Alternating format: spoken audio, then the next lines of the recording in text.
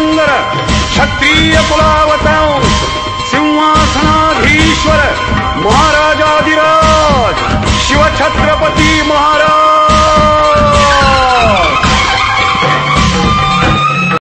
शिवशाहीर बाबासाहेब पुरंदरे लिखित राजा शिवछत्रपती अखंड हिंदुस्थानाचे आणि महाराष्ट्राचे कुलदैवत छत्रपती शिवाजी महाराज यांचे शिवचरित्र आपल्यासमोर टप्प्याटप्प्याने मांडण्याचे उपक्रम होऊ घातला आहे। आपले आशीर्वाद असावेत।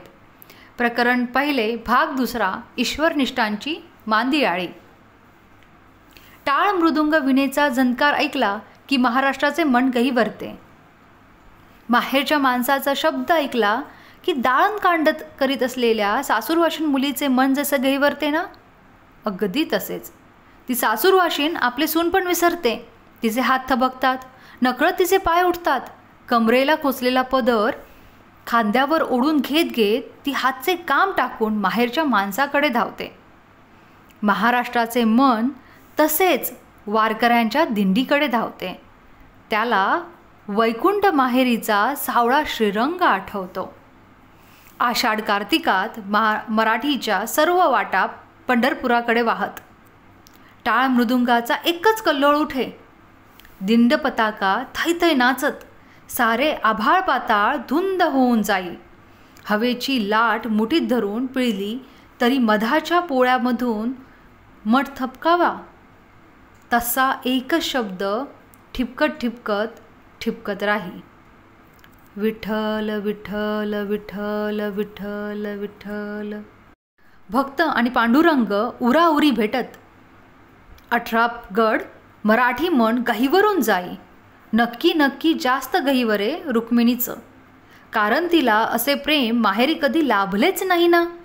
जनाई, मुक्ताई, सोहिराई, गोनाई, कानोपात्रा आणि अशाच ननंद भावजया लांबून लांबून इकडच्या स्वारीला भेटायला आलेल्या पाहून रुक्मिणी किती भारावून आनंदाने भांबावून जात असेल नाही।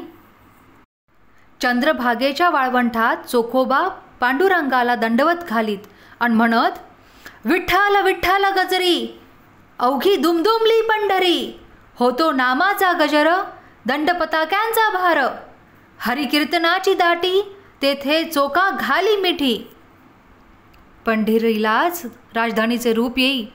सम्राट रामदेवराव यादव आणि महामंत्री हेमाद्री पंडित हेही विठ्ठल राजावर भक्त आणि आसक्त बनून छत्रचाम्र ढाळीत। या दोघांनीही विठ्ठलाला धनराशीची खंडणी अर्पण करून मंदिराच्या जीर्णोद्धारात सेवेचा मान मिळवला होता। याच यादव काळात वारकऱ्यांची एक महान दिंडी महाराष्ट्रात अवतरली। साधे सोपे आणि शुद्ध अध्यात्मे प्रकटले। प्रेम हाच त्यांचा स्वभाव। देवा इतकेच प्रेम ते एकमेकांवर आणि अवघ्या प्राणीमात्रांवर करीत होते। अवघ्या जातीपातींची ही दिंडी भागवत धर्माची पताका उंच नाचवीत आषाढी कार्तिकीला पंढरीला धावे। चोखोबा दवंडी पिटत गरजत, खटनट यावे शुद्ध होऊनिया जावे, दवंडी पिटी भावे चोखा मेळा। पंढरीकडे सर्वांची धाव पडे, रव पडे। त्यात गोरा कुंभार होता, सावता माळी होता, नरहरी सोनार होता, बंका महार होते, जोगा तेली होते, सेना न्हावी होते, नामदेव शिंपी होते। कोण नव्हते? सगळेच होते। त्यातच आनंदीची ती 4 बाळे दोडू दोडू धावत येत अन मग आनंदाला उधाण येई। पंढरीच्या गरुडापारी एकच आरोळी उठे, जय जय पांडुरंग हरी, जय जय रामकृष्ण हरी। टाळ मृदुंगाचा गदारोळ उठे आणि मग ज्ञानेश्वर हर्षावून म्हणत, अजी सोनियाची दिनू वर्षे अमृताचा घणू, हरी पाहिला रे सभाई अभ्यंतरी अवघा व्यापक मुरारी, हरी पाहिला रे हरी पाहिला रे। गोरोबा काका कुंभारी म्हणत, निर्गुणाचे भेटी आलो आलो सगुणा संगे, तव झालो प्रसंगे गुणातीत। मग गोरा कुंभार परियेसी नामदेवा, सापडला ठेवा विश्रांतीचा। मग श्री नामदेव शिंपी हेही साथ घालीत, आलो ओ संसार सोडवोण करा, शरण जा उदारा पांडुरंगा। ती एवढीशी मुक्ताई गोड स्मिताहून म्हणे, विसाविया आले मन, मन जाहले उन्मन, भास माळवला ठाई, सुखी झाली मुक्ताबाई.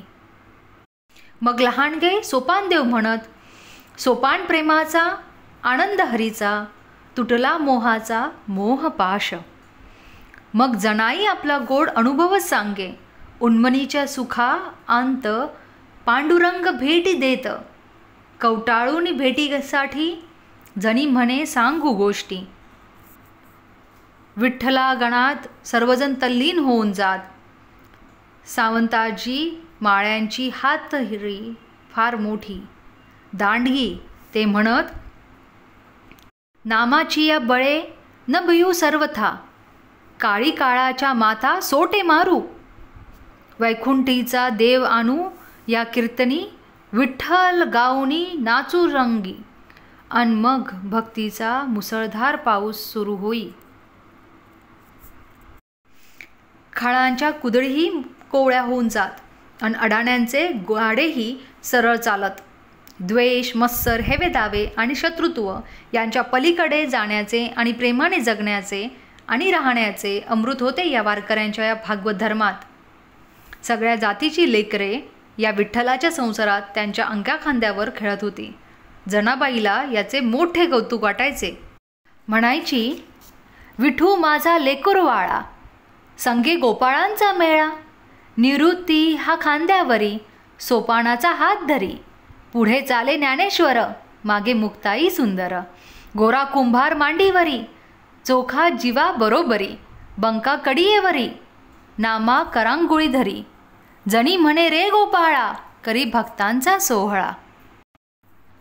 ईश्वरनिष्ठांची ही महान मांदियाळी समतेचे, प्रेमाचे आणि एकात्मताचे तत्त्वज्ञान स्वतः श्वासागणिक जगत होती अन लोकांना शिकवितही होती. हरीच्या मांडीवर खेळत होती. अहंकाराची, उच्च निश्चतेची, कर्मठ धर्मकल्पनांची आणि अंधश्रद्धेची जळमटे फटकारून काढण्याचे एक अवघड काम या वारकऱ्यांनी अवलंबले होते. इतके प्रेम करणे तर फक्त आईलाच साधावे. साध्या भक्तिमार्गानेही परमेश्वर भेटतो हे त्यांनी समाजाला पटविले. शुद्ध आचरण आणि तळमळीचे प्रेम असेल तर विठ्ठल तुमचा आहे हे त्यांचे सांगणे. चोखोबा तर म्हणाले, कशाचे सोवळे ओवळं आणि कशाचा विठाळ, आमचा पांडुरंग याहूनही वेगळा आहे. इथे जातीभेद उरतच नाही, कोणतीही विषमता ठाकतच नाही. ज्ञानेश्वरांनी तर भगवान योगेश्वर श्रीकृष्णाचेच सांगणे लोकांना सांगितले. ते म्हणाले, तैसे क्षत्री वैश्य स्त्रिया का शूद्र अत्यंजादिया, जाती तंत्रचे वेगळा लिया, जवम न पावती माते. हे ऐकून लोक आनंदले. समाजाच्या दृष्टीने हीन योनी जन्मलेले कुणी असेल आणि त्यांना विद्येचा स्पर्शही नसला तरी माझ्याजवळ जे येतील ते शूद्र, वैश्य, स्त्री, अत्यंज कोणीही असोत, ते सर्वस्वी माझे आहे. तेथे जातीभेदाला जागा नाही. हा योगेश्वर श्रीकृष्णांचा संदेश ज्ञानेशांनी देताच खेदावलेले शूद्र आणि खंतावलेले अतिशुद्ध आनंदावले, उचंबळले आणि उपेक्षित नाही. आपल्यालाही या मांदियाळीत स्थान आहे हा तो आनंद होता. श्री ज्ञानेश्वरांनी संस्कृत भाषेच्या तिजोरीत अडकून पडलेले मौल्यवान धन मराठीच्या किल्लीने उघडून लोकांच्या पुढे उधळले. म्हणाले, लुटा. जीवनाचे तत्त्वज्ञान त्यांनी आणि श्री नामदेवांनी, चोखोबांनी, गोरोबांनी, सावतोबांनी, जनाई मुक्ताबाईंनी गावाभावांच्या रायवळ भाषेत गायले. सर्वच वारकऱ्यांनी देवाला मराठीतून हाक मारली. त्यांनी मराठीतूनच प्रेम केले आणि मराठीतूनच रुसले. ते मराठीतूनच भांडले. संतांचे सर्वांशीच वागणे प्रेमाचे होते. त्यांची कोणाशीही स्पर्धा नव्हती. हेवा, मत्सर, अहंकार अन तोंड देखला खोटा, ढोंगी, स्वार्थी, गळा काढू, गळा कापू, गळे पडूपणा नव्हता. कशाकरिता असेल? कीर्ती, पैशांची हाव, गुरुबाजी, टवाळ, शिष्यशिष्यनी, गुंडगिरी, गटबाजी, मठबाजी, राजकारणी, सट्टेबाजी या वारकऱ्यांपाशी नावालाही नव्हते. होते फक्त प्रेम आणि भक्ती. त्यांच्या प्रेमात कसलीही बंधने आड येत नव्हती. कुणीही कुणाचेही अभंग प्रेमाने उतरून घेत आणि गात होता. मुक्ताबाईंचे अभंग ज्ञानेश्वर कौतुकाने लिहून घेत. जोगातेल्याचे अभंग विसोबा टिपून घेत. सावता माळ्याचे कवित्व काशीबा गुरून लिहून घेत. ज्ञानेश्वरांचा काव्यमय सच्चिदानंद बाबा गोळा करून ठेवीत. तर चोखोबांची अमृतवाणी वेदशास्त्र संपन्न अनंत भट्टांनी उतरून ठेवण्याचा छंद घेतला.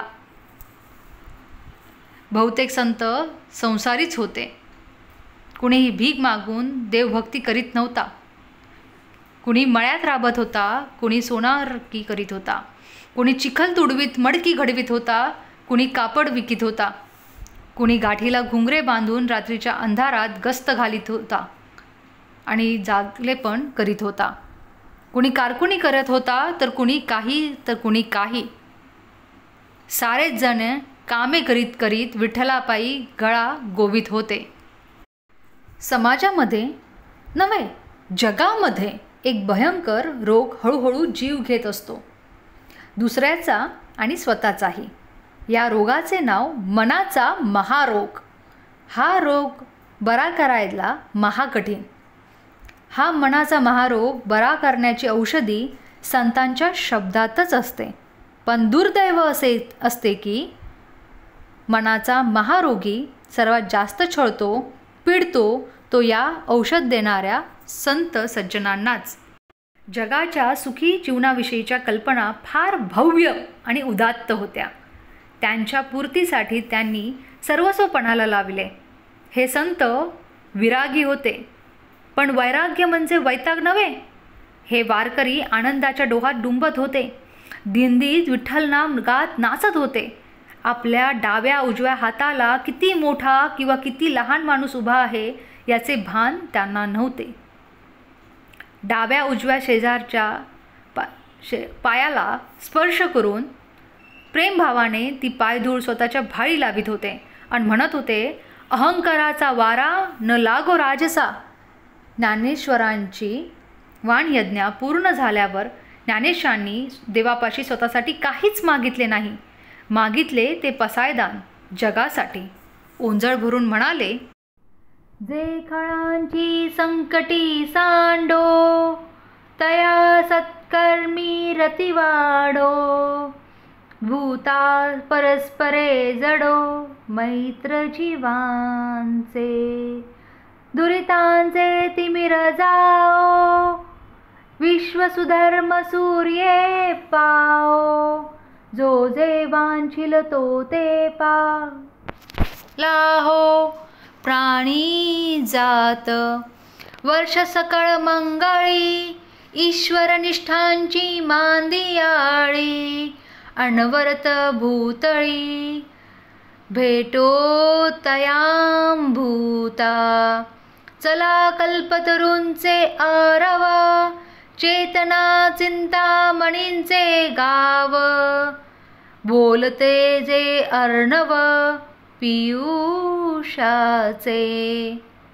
चंद्रमे जे अलांचन, मार्तंड जे तापहीन. जे सर्वांही सदा सज्जन, सोय रे हो तू. आता काय उरले मागायचे. या यादव काळात संतांच्या सहवासाने महाराष्ट्र अलौकिक मांगल्य निर्माण झाले होते.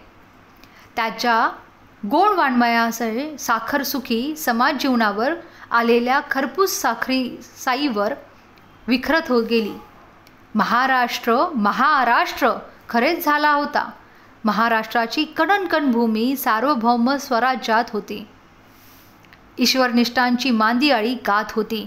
देवगिरीवर गरुड ध्वज आणि पंढरीवर वारकरी ध्वज दिमाखात फडफडत होते. अवघा महाराष्ट्र वारकऱ्यांच्या सहवासात गोविंदून गेला होता आणि धारकऱ्यांच्या पहाऱ्यात राजाच्या मांडीवर डोके ठेवून साखर झोपेत निर्धास्त विसावला होता.